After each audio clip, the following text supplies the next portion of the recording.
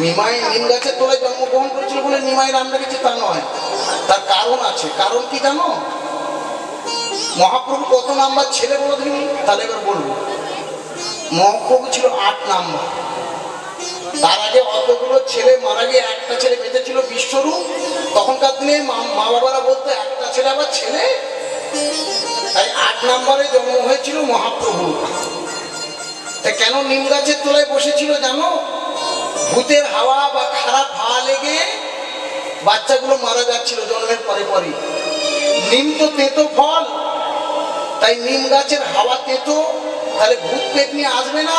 তাই নিম গাছের তলায় সচিমা বসেছিল, সেইখানে ধাত্রীমা প্রসব করেছিল। আর যেহেতু নিম তেতো, তাই মা বাবা দেখলো তেতো নাম নিয়ে ওই ভূত পেটরাও রেখে ধরবে না, তাই নাম রাখলো নিমাই।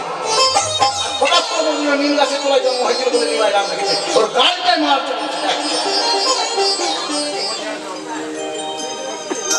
এগুলো জানতে হবে, চৈতামৃত পড়তে হবে, চৈতন্য ভাগবত পড়তে হবে, চৈতন্য